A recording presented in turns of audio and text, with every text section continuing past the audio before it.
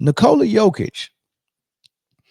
Nikola Jokic stat pattern was called out by Kendrick Perkins 2 years ago, or was it last year when Joel Embiid won the MVP? No, 2 years ago when Joel Embiid won the MVP. And he brought out a lot of that to a lot of people's attention, but people don't believe that Nikola Jokic is stat pattern. My definition of stat pattern, if you're doing anything unnecessary, you're only doing it for yourself. You're doing it for stats. And it's very unnecessary for a 7-foot center that weighs 1,017 pounds, slow as molasses, to be running the point position for his team when he has a very capable point guard in Jamal Murray who can not only score but also can run the point. He only had 1 turnover last game, 10 assists, very capable of running the offense as a point guard. And then your backup point guard is Westbrook, who's known for his assists. So not only is your point guard that starts capable, your backup is capable. But for some reason, Denver prefers for 7-foot, 1,017 pound center, slow as molasses, to run the point guard for them. And inquiring minds want to know why. I already know the answer. He's padding his stats. He wants those assists. If you stop recording assists, I bet you Jokic just stop running the point. And so will Luka. If you take, and probably so with Westbrook. Those assist numbers are very self-serving. An assist sounds like a very unselfish thing to do. I'm helping my teammate score the ball by passing him the ball. But we glorify assists. And sometimes we glorify assists more than the actual scoring of the points. If Jokic passed the ball to Jamal Murray in the corner, or Michael Porter Jr. in the corner, or if he throw a lob to Aaron Gordon don't get credit, or he don't get praise for jumping 40 inches in the air and catching a lob and doing a 180 while he catch it and dunk it. He don't get credit for that. They credit the assists. They say Jokic did that, and Aaron Gordon wouldn't even have those 2 points if it wasn't for Jokic. Jokic is doing everything, and he has no capability of scoring a basket without Jokic. Whatever baskets he scored in Orlando don't matter because it didn't happen. He can only score because of Jokic. Forget the fact that he actually averaged more in Orlando than he averages in Denver. He can only score because of Jokic passing. And Michael Porter Jr. can only score because of Jokic passing, and so can Jamal Murray. Forget the fact that Michael Porter Jr. was the #1 recruit coming out of high school, and despite having back surgeries in college and not playing out one game, he still was a lottery pick. And if he was healthy, would have been a #1 pick in that draft. Who can score in his sleep? Forget that he's that good of a scorer. We're going to praise the assists. And that's why Jokic runs the point. He's stat padding, and it's caught up to him, and Denver can't win that way anymore because they don't have a stacked squad that can bring Bruce Brown off the bench and Kentavious Caldwell-Pope starting or coming off the bench, and Jeff Green coming off the bench, and all these great role players they had coming off the bench that made Denver what they were when they won their championship, right? Let's go and ignore the fact that you let all those players go and now Denver is not looking as good. We're going to blame Michael Porter Jr., Aaron Gordon, and Jamal Murray and say they're trash now. That's what the Jokic fans are doing. The Jokic fans has turned into LeBron fans. Just like when LeBron was getting all these assists and running the offense and playing point guard. No one else can get an assist in this offense except LeBron and his co-star. Those are the only people authorized in this type of offense to get an assist. Everyone else is just there to stand around, shoot threes, set screens, and play defense for them because in most cases, they're not playing defense on the other end. And they always blame the helpers. The third option gets to blame the most. In that offense, when LeBron ran it in Cleveland or Miami, Kevin Love and Chris Bosh caught the most heat whenever they lost games. It'll start with Kevin Love or Chris Bosh, the third option. He's not doing enough. The only reason why he can score is because LeBron is feeding him. Forget the fact that Chris Bosh elevated himself to a top 3 power forward at his position when he was in Toronto and led Toronto the playoff runs and was an all-star. We forget about that. Forget Kevin Love was a franchise player in Minnesota. Being a third option and third wheel in the offense where your best player has got the luxury of either scoring at will or being the only player authorized to get an assist in the offense while everyone else just get what's left over.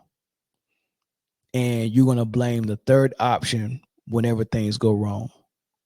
That's what they're doing in Denver. They're blaming Michael Porter Jr., right? Let's listen to Gil's Arena talk about this. Is the Nuggets championship window still open? Nuggets? The Denver Nuggets of Denver. As long as they got Joker. I'm going to say one thing. I just don't they have a believe shot. in the other people, though. Nah. It's over? I watched last night's game from the beginning. They were up like damn near 20-something. Like, it's too slow. They had their heads down. No, Sacramento had their heads down. Like, it was over. Like, all it took was 2 shots, and they would have quit. And what Denver was doing just didn't look.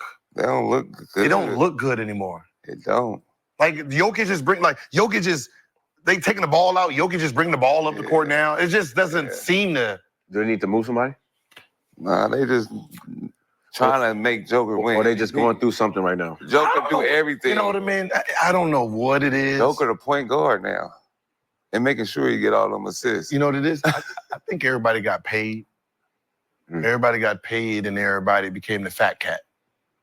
Like, yeah, I'm good. I'm good. Okay. Yeah. Okay. And I think that's how it looks. Okay. Right? Like we already got one.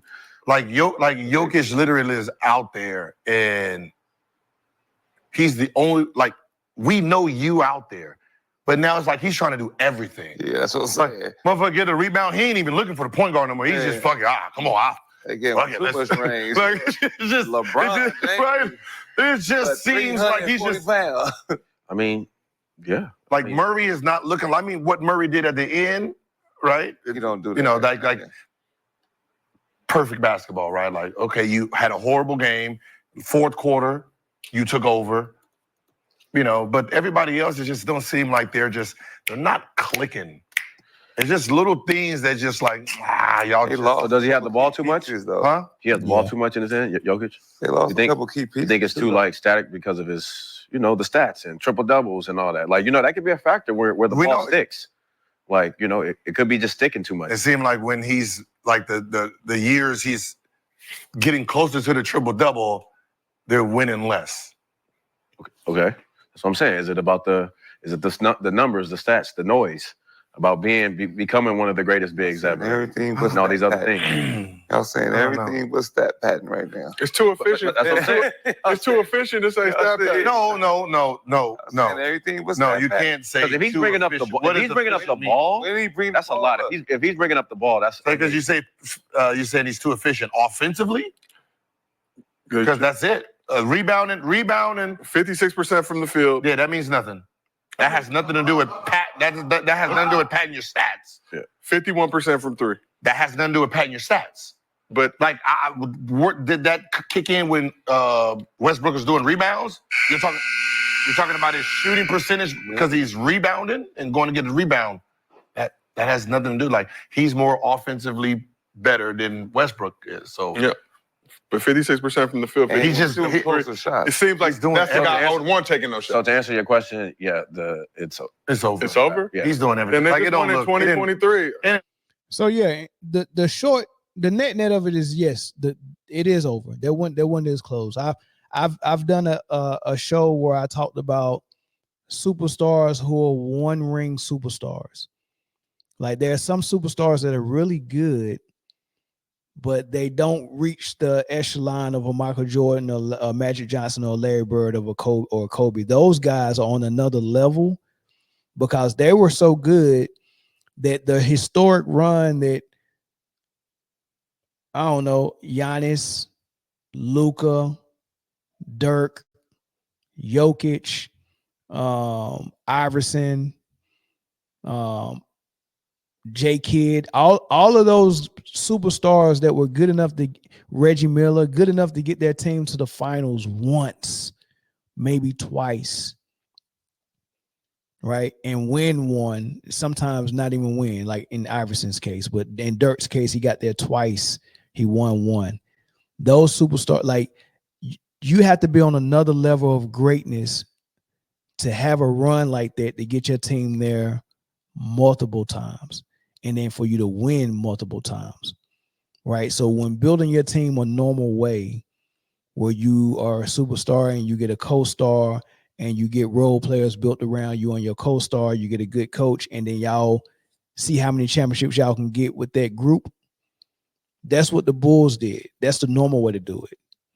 LeBron tried to do it that way, and he realized it was hard, so he went and created a new way where you go and get a super team. That was something that superstars didn't do until they were at the end of their greatness, the end of their prime, and it was like, this is my last chance to try to get a ring before I retire.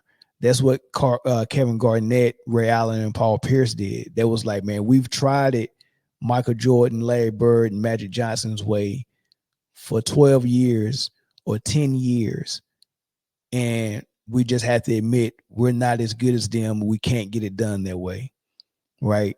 So at the end of their career, with a little bit of prime left, they say, okay, I do it the unconventional way just so I can taste what it feels like to be on a championship team and get one ring. That's what Garnett did. So Garnett is on the same level with Dirk, Malone, Barkley as power forwards. And it's obvious that Tim Duncan is on another level because they all tried to do it the same way, and only Tim Duncan was able to do it for multiple years, right? Jordan and Kobe did it the hard way. Larry Bird did it the hard way. LeBron cheated the game because instead of him staying with Cleveland and for 10, 12 years and really it made it obvious to everyone, oh, he's not like Mike. He's not like Kobe. He can't do it that way. And then at the end of his career, he go and get his ring, his one ring. It would have been obvious and easier for us to decipher who the greatest player was. But he confused everyone by doing it an unconventional way. He didn't wait toward the end of his prime to go join a megastar and another megastar. They did it while they were still at the beginning of their prime. And they was able to get a couple of championships. And now we're confused because we're like, oh, shoot, man, he got 4 rings if you count that bubble. Well, shoot, Kobe got 5, man. But no, it's not the same. If I run a 100-meter dash in 10 seconds and then you run in 11 seconds, but you did it on a skateboard, it's not really the same. You took a shortcut. So I can't even use your time to really measure it with a player like Kobe or Michael Jordan or Larry Bird. You can't really do that. So why am I talking about LeBron doing it that way? Is because Jokic is obviously a one-ring player. He's a Dirk. He's a KG. He's a Barkley. He's a Malone. He's not a Tim Duncan. He's not a Hakeem Olajuwon. He's not a Larry Bird. He's not a Magic. Jokic is not on that level. And we're seeing that now. Giannis, Jokic, Dirk, LeBron, Wade, Steph Curry, they're all one-ring superstars if they never cheated the system. If LeBron and Steph never cheated the system, if KD never cheated the system, they would get their one ring or their one appearance in the finals. Luka. Either one ring or one appearance in the finals. You're that type of guy. You're not the type of guy that can continue to get there back to bike to bike to bike. That's reserved for the MJs, the Kareems, the Kobe's, the Larry Birds, the Magics, Tim Duncan. Those are different type of guys. Tier 1 guys, tier 2 guys. Jokic is a tier 2 guy, right? And it's becoming obvious, right? But now Jokic fans are starting to be like LeBron fans, because now they're saying, let's blame everyone on his team because Jokic is so perfect. If it's not working, it's got to be his teammates, right? So instead of just saying it is what it is, this is the type of guy he is, they're saying, no, this can't be. We got to get him some more help, just like we said about LeBron. LeBron needs help. He needs more superstars. And now they're talking about a lottery pick in freaking Jamal Murray and Michael Porter Jr. is not good enough to help Jokic. And they think Zach LaVine is better. And the issue is not that Michael Porter Jr. is not good enough. The issue is in this type of offense where you have your best player doing too many roles on offense and then he suck on defense. You got Jokic playing a point guard role when you got 2 point guards that are all-star level point guards, one of them a Hall of Fame level point guard. You got 2 of those guys, and you still letting 7 foot, 117,000 pound Jokic run the point. Why? You only play hero ball if someone needs to be saved. Michael Porter Jr. and Jamal Murray don't need to be saved. I don't need your assist. I can score. Without your assist, I can score. Actually, I can help you score. I'm a real point guard. Michael Porter Jr. do not need no one help getting a bucket or getting a high percentage shot. He can score. Michael Porter Jr. got capability where he could play like KD. He could play like Paul George. He could play like Kawhi. He's good. He's a 6'11" Klay Thompson level 3-point shooter with ball handling skills like Kevin Durant, with size like Kevin Durant, and can get to the hole. But guess what? When you're the third option in the offense like this, like Chris Bosh was and like Kevin Love was, you don't get a chance to have offense ran through you. We don't get a chance to see your full capabilities. We can only see Jokic full capabilities. And when he says is Jamal Murray's turn, now Jamal has the permission to do it. It only extends from co-star to superstar, superstar to co-star. Those are the only 2 players in this type of offense that got freedom. Everyone else is restricted to one role. Either you setting screens or you're a floor spacer. And Michael Porter Jr., his only job is to catch and shoot threes. Every now and then he might pump fake and get to something else like a layup or a mid-range, but they're not about to post him up when they see a mismatch on him. They're not going to run offense through him. They're not running him off no screens. He's just there to catch and shoot. So how can you ever blame a guy who has a restricted role in the offense and don't give any blame to the guy who got 100% freedom in the offense? And then you actually think that when Zach LaVine comes in, that's going to get better. So you trade MPJ for Zach LaVine. Zach LaVine is 6'6", MPJ is 6'11". So now you lose some of your rebounding and your shot blocking ability because Lord knows Jokic can't block no shot. As a matter of fact, the reason why Simons in Portland hit the game winner on him last night is because Jokic, he didn't even jump to even try to attempt to contest the shot. The dude hit a layup for a game winner, and you got a 7-footer that rotated in the paint, and he didn't even get his arms up to contest the shot. How do you let a game winner happen on a layup, and you got a 7-footer that rotated over, and all he did was jump at him for a game winner? That's the difference between Jokic and Embiid. Embiid would be all the way at the top of the backboard trying to block that shot, almost at the detriment of his own body. I've seen him do it. He's a real 7-foot shot blocker. He's a real defender. 7-footers are supposed to protect the rim. But all Jokic ever do as a defender is bump you with his titties, and hopefully they don't call the foul. I'm going to bump you when you go up for a layup with my titties. It's just like a little titty bump. You know, he just I don't know what he just like a little dance. He titty bump you and then look at you like, oh, you go call that. Hopefully they don't call it. Watch him when he switch on screens and the dude try to get around the corner and get a layup. All Jokic do is titty bump him and then act like he didn't do nothing. That's his defense. He ain't never blocking the shot. He ain't never jumping because he can't jump over a phone book. I'm being facetious though, but look, the defense is not given. On offense, he's got all the freedom. His role players have very little freedom. But they blame MPJ for this slow start and them not looking good, and now they want to trade. Listen to how they talked about this trade. LaVine reportedly being their top target. So LaVine, two-time All-Star, he's averaging 22 points, 4 rebounds, 4 assists this season while shooting a career-high 43% from three. A trade for LaVine would likely include MPJ, but reports are the Nuggets are still unsure if they want to lose MPJ, with some of the other targets on their list not requiring him as a piece in a potential trade. But this summer, there were reports that the Nuggets were working on a trade, including MPJ and Zeke Naji for Paul George, that didn't end up happening.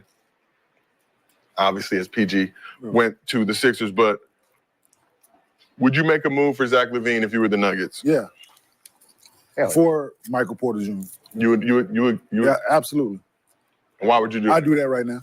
For sure. Yeah, he can go get his own bucket. He don't need to he's not just a spotter. He shoots the ball just as well as, if not better, than Michael Porter, and he can go get his own shot. So he doesn't have to rely on for Nikola to get him buckets. So and that's what the Nuggets express, at least according to reports, that they need. Because you don't have anybody over there like that. Yeah. Like Jamal Murray relies on a lot on Nikola, getting him open because of his size. Zach LaVine can score on anybody. So I would definitely do it. Yeah, Jamal Murray not available to be traded this season because of the extension he signed, but that's fine. I wouldn't get rid of him either. I'll keep Jamal Murray. LaVine and Murray can play together though? Yes. Yeah, you got Jokic. Yes. Jokic make it because he can still spot up and make shots. Exactly. There you go. Like when you run your action with Jamal Murray, you're doing all your shit you do with him, he can spot up and still make shots. But then if you need a bucket, I was saying, is he a point guard though? But if you need who? Zach LaVine. No. No.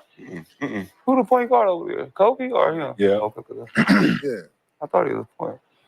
So, but no, I don't. For sure. Yeah, no, I would do that. It would be cold for sure. I don't want that to happen. if you're the Nuggets, would you trade Michael? Why are we always talking about the Nuggets, man? Yeah, we rarely talk. So here's a red flag, right? So I'm gonna address two things that were said by Kenyon Martin, but here's a red flag for any superstar. When things go wrong, if a role player or a co-star ever gets blamed for a team not succeeding, but the superstar doesn't get blamed, that's a red flag. Right? It's always a red flag. That's almost like if I were a parent and I lead my household as a parent and as a husband. And when the money gets, I don't know, let's say I can't pay some bills for some reason, but I blame my son. Like how as a leader can anyone get the blame other than the leader? It's always a red flag in sports when something goes wrong with the team and everyone just skips right over the leader and goes to his help. That's a red flag. That's what they do for LeBron. They never blame LeBron. They always blame his help. Right now, they're doing it with Jokic. They never blame Jokic. They always blame his help. They're blaming Jamal Murray and Michael Porter Jr. Listen to what Kenyon Martin just said. He said that Zach LaVine is an upgrade from Michael Porter Jr. because Michael Porter Jr. can't get his own shot. That ain't even true. That's the role he plays in that offense. He's not authorized to have offense run through him. He's there. He's only there as a catch and shoot player. He's not authorized to do anything other than letting Jokic create everything. But he don't need Jokic. And for Kenyon to be a vet, a former max player, I would think that he would know that. MPJ don't need Nikola Jokic to set him up. He don't need that. Obviously, Nikola Jokic need him because when Michael Porter Jr. was hurt for the season and when Jamal Murray was hurt for the season, the Nuggets barely made the playoffs. And his assist numbers was down. So evidently you need those shot makers. To say that Michael Porter Jr. and Jamal Murray both can't get their own shot, they rely on Nikola Jokic to get their own shot, is one of the dumbest things I ever heard a pro basketball player say when they're assessing the game. How do you really think that Michael Porter Jr., who's a freaking microwave on offense, and Jamal Murray, who's a microwave offense, cannot get his own shot without daggone Nikola Jokic? That is insane to me. This is the example I like to give when it comes to the Denver Nuggets and Nikola Jokic. And I'm going to say this and I'll open the phone lines up because I think there's a lot of people that might want to speak on this. If you look at big fundamentals of Nikola Jokic as a post player and as a very skilled player and a high IQ player, and then you look at Tim Duncan, who's the same thing, but on a higher level, big fundamentals, include defense in it, include actual consistent winning with it. You know, Tim Duncan's on another level, but same. Tim Duncan, Nikola Jokic. And then you look at Tim Duncan's co-star, who just happened to be a point guard, just like Nikola Jokic's co-star is a point guard. You got Jamal Murray and you got Tony Parker. Who's better? Not who had the better career, not who made the most all-stars, but like just assess their game. And do you think you think Jamal Murray is a lot worse than Tony Parker or on the same level, or is Tony Parker better, or is Jamal Murray better? But Tony Parker was the co-star of Tim Duncan. I've never heard Tony Parker get blamed for anything. Let's look at their third scoring option. On one end, it was Ginobili coming off the bench. On the other end is Michael Porter Jr. in the starting lineup. Who's a better scorer? 6'11" Michael Porter Jr., who shoots threes like Clay and who can post up and who can catch and shoot, or the wiggly, squirmy, herky-jerky, ball handling, great shooting, great passing, very high IQ Ginobili? That's a good question. That's a good debate. Michael Porter Jr. and Ginobili. But I never heard Ginobili get blamed when the San Antonio Spurs wasn't doing well. I never heard Tony Parker or Ginobili get blamed. So what I do know is there's a difference in how they run their offense. Tim Duncan didn't run the point. He had a point guard in Tony Parker. Why would Tim Duncan hunt assists down when Tony Parker can do it? Like Tony Parker can run the point guard, just like Jamal Murray can run the point guard. They're both capable. Why would Tim Duncan want that role? He's too smart to say, I want to be the point guard and get out the assists. Why? I'd rather just play defense, exert energy on defense. Right? That parallel you can look at. The only real difference is the play style. One of them playing real offense and real basketball and including defense, and the other one's not playing defense at all and playing triple-double basketball. Remember the example I showed y'all about hero ball versus real basketball? Right? And I told y'all, let me get this comment out the screen. I told y'all on the right side, players that played team ball: Kareem, Duncan, Jordan, Kobe, Magic. You got to pick a side.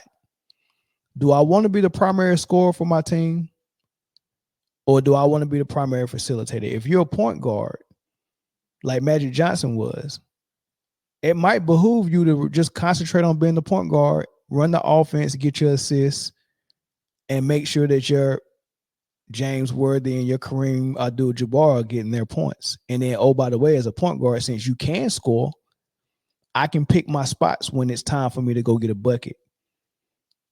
That's what point guard play is all about. I'm not the primary scorer. I'm feeding my primary scorer. But I'm capable of scoring, so I will pick my points when I will go get those buckets. As a scoring wing, like Jordan or Kobe, are you going to be the primary scorer and the primary facilitator? Like LeBron? God forbid. Like Westbrook, like Harden, like Luka, like Caitlin Clark? God forbid. No. I'm going to concentrate on nothing but scoring. And then I'm going to concentrate on nothing but defense on the other end. And I'm going to let my point guard, whether it's Derek Fisher or my point forward, whether it's Scottie Pippen or Tony Kukoc or my point guard and Ron Harper, I'm going to let them concentrate on running the triangle offense and running the offense and making sure that me as the primary scorer get the ball where I like it. And as a big man as Tim Duncan and Kareem Abdul-Jabbar, neither one of them said, I also want to be the primary assist guy. No, I'm going to let Magic as my point guard do that. Or I'm going to let Tony Parker as my point guard or Avery Johnson as my point guard do that. Why the hell would I want that? But when you look on the left side, those are the people who play hero ball who have chose to do both roles primarily. I want to be the assist guy and the primary scorer primarily, which leaves my co-star nothing to do primarily. He's only secondary in both of those things. Only secondary in both of those things. That is not good basketball where you say, I'm going to give both of those important roles to one guy and make my co-star just figure it out. And then make my third star just figure it out and just be a catch and shoot guy. That's what Bosh was in that offense. That's what Kevin Love was in that offense. That's what Michael Porter Jr. is in Denver's offense. And now they want to trade him, and they think that bringing Zach LaVine in is going to change something. What's going to change? Is Zach LaVine going to have the ball in his hands more in Denver than he had in Chicago or less? Because Murray is still going to be the point guard, only secondary because Jokic is the primary. So Jokic is still going to run hero ball. Murray is still going to be secondary to hero ball. And LaVine is only swapping out himself for Michael Porter Jr. to operate in that catch and shoot role. He's not going to get other opportunities. It's not rocket science. It's not rocket science. What do we have when you play hero ball? More losing, more flopping, less defense, the fake GOAT, a lot of stats, some MVPs, and a lot of records. But on the side of playing real team basketball, where you choose a role, do you want to be the primary scorer or do you want to be the primary facilitator? Not both. You win more. It's more toughness over there. It's more defense. The GOAT is there.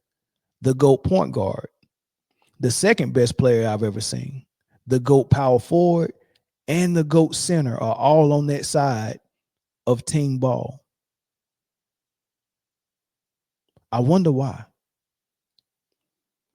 And when you look at the list of people that play triple-double basketball, Russell Westbrook, Nikola Jokic, LeBron, Luka, James Harden, they're all circled. They're all present. What they have in common, they all play hero ball. They all don't play defense, but they get triple-doubles.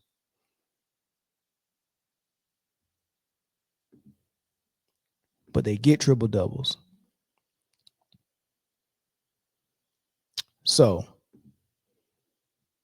I'm interested.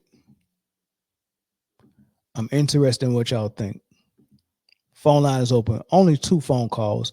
People that disagree. Only people that disagree. Because there's a lot of y'all in the comment section. I want to hear a different perspective from what I just laid out.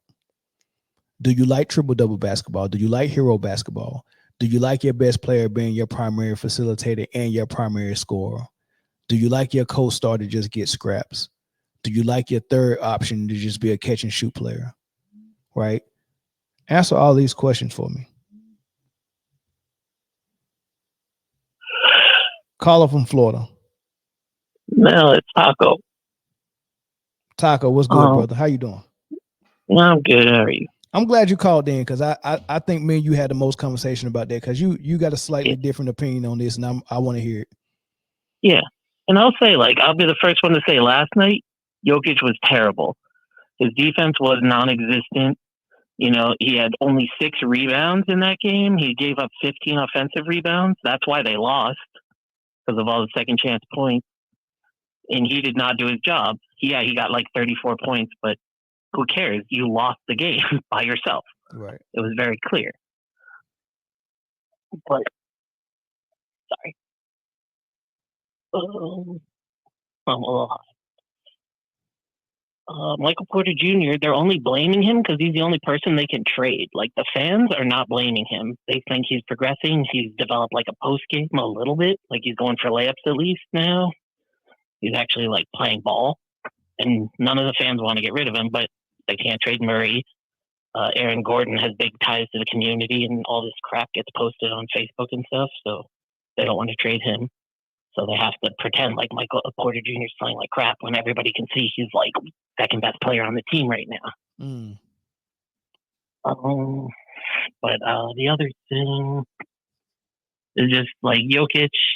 He has like a lot of touches in the game because they pass the ball a lot, and he holds the ball. I think I posted on one of the videos. You guys can go back and try to find it. I think it's like 2 seconds or a little bit more than 2 seconds every touch. And that's why he asked for Westbrook to see if they could get him, because he wanted a facilitator. Because he doesn't want to be the guy who has to do everything. I can't tell.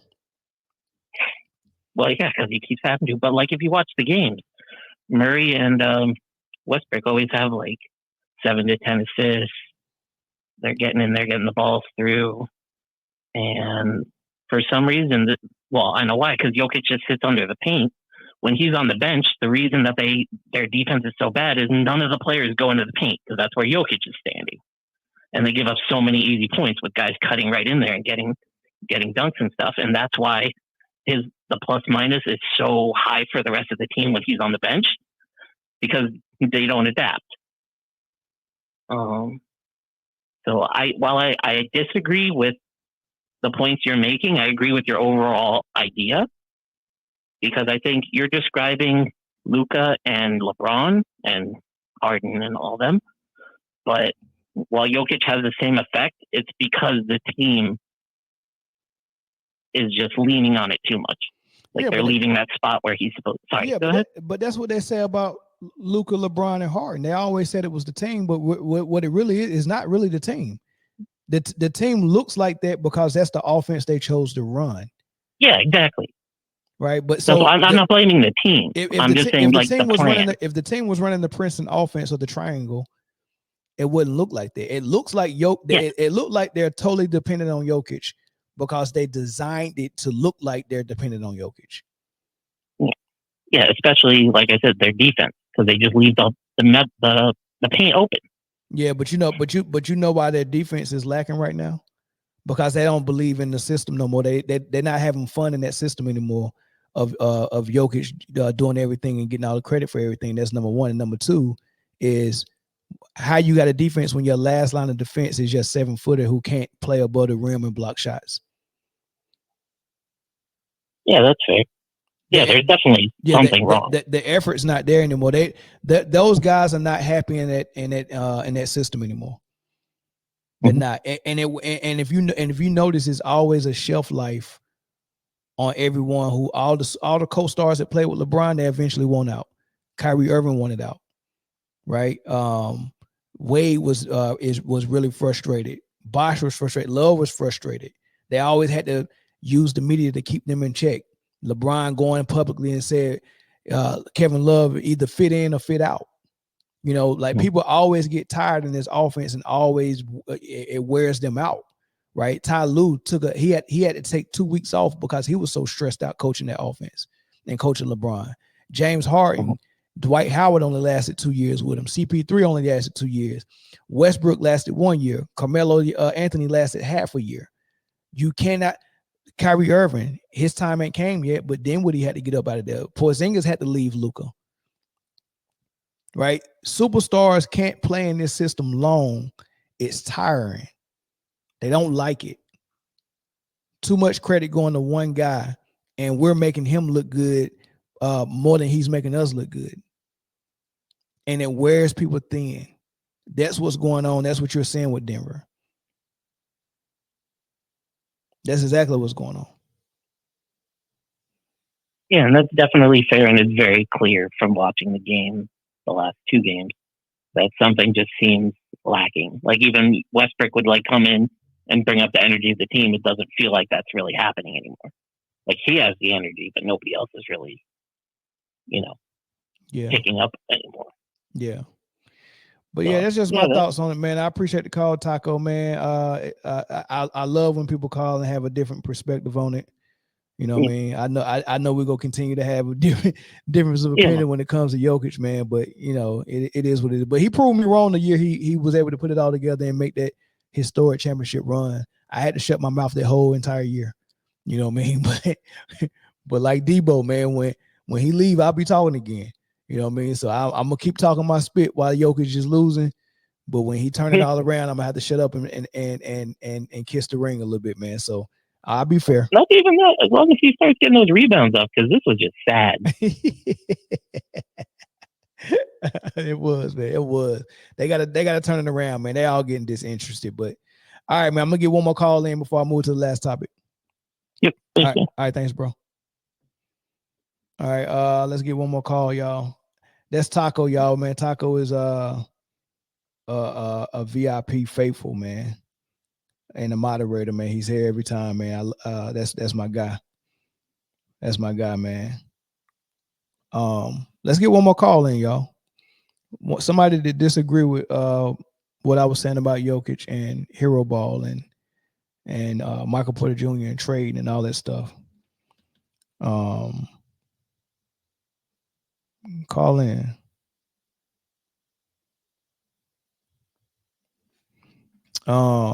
Yeah, shout out to Taco. Kente GUS8 aka Super High. He said that's cap. Call in and tell me where the cap is at. Where is the cap? It's a cap on my head.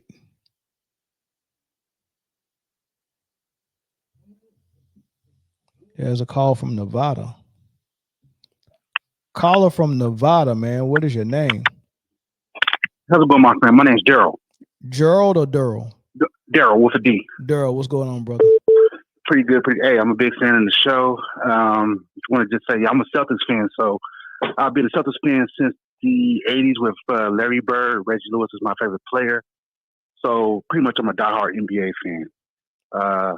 So, I think Denver's problem is there's never been a standard to win for a lot of these smaller markets. Because if you look at like the Celtics and Lakers, it's all about hanging banners. Mm-hmm. So the problem with Denver is the front office jacked up the team. Got rid of Jeff Green. What's the other Brown? Got rid of him. Caldwell Pope. Yeah. Yep. Those were your dogs. Correct. You look at Denver, the pieces don't fit. Who plays defense besides Eric Gordon? Murray don't play defense. Nope. Jokic don't play defense. Nope. The pieces don't fit. Nope. That's their problem. That's true. And then my other thing is, I understand everybody doesn't like today's NBA, but I have a 70-year-old kid. I can't tell my son to play basketball like in 1984. So I understand people's gripes, but let's not romanticize the era in the 90s or the 2000s, because people didn't like Allen Iverson. People called the hip hop era the thug era. People complain about the Malice in the Palace. People didn't like the Pistons. And I think if you go back and look at the 90s, there was a playoff game between the Pacers and Knicks, right? Right. And I remember watching that game, and I'm watching two teams score. Very struggle to score 70 points in an NBA game. Right. And I get it. But I appreciated that game though.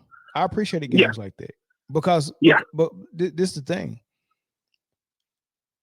The only people who need, all right, I use this analogy. Some people can eat strawberries just fresh off of a vine, and some people got to add some sugar to their strawberries, right? So when you eat or vegetables, some people can eat their greens without adding a bunch of salt or whatever, fat back or whatever the case may be. But some people need that flavor in them. You know what I mean? So it just depends on what your taste is and what your palate is. People who really enjoy basketball understands that 50% of the basketball game is defense. Yeah. So if great defense is being played where teams can't score is easy, you appreciate that as well. Same as football. Yeah. If great defense is being played, you appreciate a Pittsburgh versus the Baltimore Ravens game when there's a lot of hits and crackbacks and blocking and running and punting and a lot of defense. You appreciate that too. That's entertaining as well to someone who really loved the sport.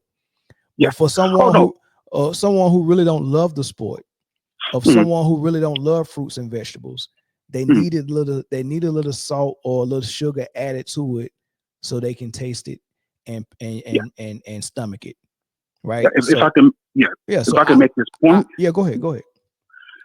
Because like I said, don't get me wrong, I like balance. I wish there was balance, but I understand again that the game is going to change. And I'm saying fans sometimes flip flop on the errors because fans always complained about the style of play. Those weren't fans that was complaining about defense back then. Yeah, no, but I'm just about far as like fans. The only thing I felt like was not a good balance was the era where they was playing football on the basketball court, where they was tackling people out of midair. Yeah. Where they was fighting like it was hockey. Yeah, I agree with that. When it was too much. When they changed it to, okay, we'll still let y'all play physical, but we go put more balance where we're not letting y'all play flagrantly. Yeah. That started in the 90s, and that was a beautiful blend of offense and defense, and it went all the way into the early 2000s. So that's why I call it the golden age. That was the perfect blend of offense and defense, the perfect blend of lemonade and sweet tea called Arnold Palmer. All right, that was and I agree with that. Yes. Oh yeah. I agree with that because it's just all offense. Oh yeah, and I agree 100%. But I feel like as adults, like if you want to change the game, take action, create your own club team, teach these kids how to play inside out. Because as adults, I feel like we're to blame. That's why I said, not one person that's, let's say, on the chat or watches your show can tell my son, hey, go play basketball like it's 1984. Kids are going to play basketball based upon his era. My son is 6'5". You know, he can dribble the ball, he can play defense, he can shoot, but it's positionless basketball. I can't tell him, hey, Daryl, I don't like that phrase of positionless basketball. What's the definition of a position? What's your definition of a position? Well, right now, the way they play basketball is no. What's your definition of a position? Oh no, so I believe like power forward, center guard. That's what I'm talking position. If I talk position, all right. So what's like just outside of sports? What does position mean? That means I believe right. That means a place. That means a particular place, right? Yeah. If I say if I say, hey, look, we're going to corner the suspect, get in position. I'm telling you to go to a particular spot. So in a particular spot relative to another place or another spot. So when you talk about positions on the basketball court, you're talking about a particular spot relative to the basketball goal. So correct. If I say what position is the center, you're going to show me an area on the basketball court, correct? Correct. All right. So it's not positionless. It's just that they took out two positions. They took out center and power forward and got rid of it. And now it's 5 guards. So it's not it's not positionless. It's just one position. Yeah. Well, that's guard. What I'm saying. But everyone's playing guard.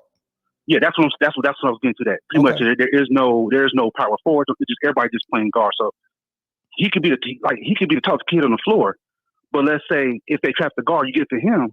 And let's say he's playing against a kid that's much slower. It's just a 5-out offense now, where everybody's trying to find the weakest person on the perimeter and go one-on-one. And then let the defense collapses. I kick it to whoever's open. So that's my thing. Is I think as adults, I'm just saying we should teach kids how to play inside, outside, and not just play a 5-guard out offense. That's what I'm saying. Because I like the balance, but I'm just saying, how do you teach kids to play something when the adults are coaching them? Let's say from youth all the way up to let's say high school, the college, and into the pros. Because you got to remember, like what's the one guy from Indiana, Hibbert? Remember, he was a solid defensive center. Mm-hmm. But when they played, what team was that? Was it Toronto? Marc Gasol was killing him from the perimeter because he was pulling him away from the basket. Because Hibbert was taught how to run to the paint, protect the basket. So, that was the issue right there. Or just say like with Dallas, with Steve Nash. They would have, I think like the second team I remember that came into the league where you had Stoudemire, who's really a power forward, he was playing center. And D'Antoni didn't want no big man. But that was called deciding back then. And then today, everybody's like crashing on it. Well, but 20 years ago, everybody said, "Oh, okay, well, Phoenix was exciting." Same way with Dallas when they try to have Dirk and two other guys. They weren't centers. Maybe if you want to look at their height, but they tried to have three big men shoot 3-pointers to pull Shaq away from the basket, and it didn't work. So that's my thing with the fans. Sometimes it's a flip flop. But how do you get the kids to play basketball the way you want? That's my issue. I mean, it's all right. So that's a valid point, but the trainers and the coaches are coaching based on what they see in the NBA, because the ultimate goal of all these kids is to get to the NBA. They're not playing basketball just for free college education. They actually want to go all the way with it.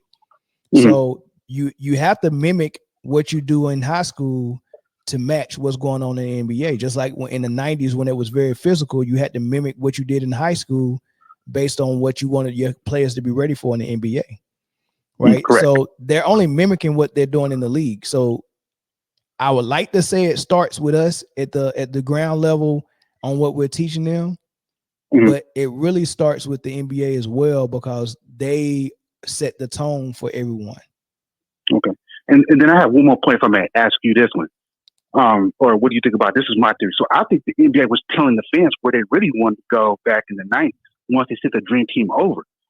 A lot of people don't know this, and this is just me, but David Stern has always wanted the NBA to go global. Correct. His dream was always for the NBA to merge with teams overseas. Correct. Now, this is one thing I think that will happen is Seattle will get an NBA team. Vegas is getting an NBA team. Nobody can deny that one. Yep. And then Mexico City will be the third team. And then after that, the NBA will merge with teams overseas. I agree. So that's the thing with the NBA is they adapted to the European game. Nobody wants to admit that. Because you look at most of your big men from overseas, they all played away from the basket. They didn't want to go down there and grind with Shaq or Olajuwon or Ewing or David Robinson. So what they do, we take away the post play, take away your hand checks, take away the physicality. Yep. If everybody's shooting threes, everybody got a chance to win. Yep. So I think that's the thing that I think fans don't really want to admit. Everybody hates Adam Silver, but David Stern always wanted the game to go overseas. Yeah. No, that's true. No, you're right. You're right. 100%. Because he did promote the Spurs. He tried to promote the Spurs, but the fans never liked the Spurs unless you was a San Antonio fan. And that's my issue with the NBA is that I love the Spurs. They had a beautiful brand of basketball. I loved it. Yeah, but to the casual fan, they didn't like the Spurs because they wasn't exciting. And we don't like casual fans either. Yeah, and that's the problem with the NBA is they market superstars. But they only market really, let's say, three teams: Lakers, the Celtics, and maybe the Knicks. The rest of the league, I'll keep it real. We don't care about small market teams. It's all about the Celtics, the Lakers, and maybe the Knicks. That's it. That's a fact. The Bulls, take away the Jordan era, that's a trash organization. Let's call it what it is. Right. It's a trash organization. Right. But that's the thing. And I'm a big Celtics fan, but I'm also an NBA fan. But let's keep it real. Jason Tatum is too nice, and that's the problem with him. I love Jaylen Brown, but he keeps it too real. But if you think about it, there really is no face to the league once LeBron retires. So everybody can say they hate LeBron, I understand. But LeBron is must-see TV because he keeps everybody talking about him. No, but how come nobody talks about... He's not must-see TV no more. Well, yeah, true that. But you constantly hear that name jumping around. But my thing is this. But I would like not to hear it. He's not must-see TV, bro. He's just... Yeah, I agree. He's just got too good at keeping his name alive in there. He's not must-see TV. He's forcing himself on people. He's not must-see. I agree with you. If he retired yesterday, I would not miss it. I doubt that I would ever be sitting back like, man, I miss them days when LeBron. No, that's not gonna happen. I promise you that.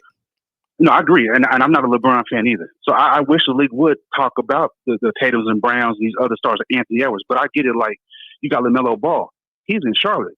Nobody's watching Charlotte. You got Halliburton. Nobody's watching Indiana, right? So Halliburton mid. Yeah, nobody's watching Halliburton. And like, look at Giannis. You see young kids wearing the Giannis jersey? No, I don't see no kids wearing no jerseys, to be honest with you. Yeah, but I'm just saying. But Giannis is a good player, but he plays in Milwaukee. Nobody cares about the Milwaukee Bucks. That's why I just think the NBA just has a problem where they need to market their stars, but the problem is, unless you play in LA or Boston, you just don't get marketed.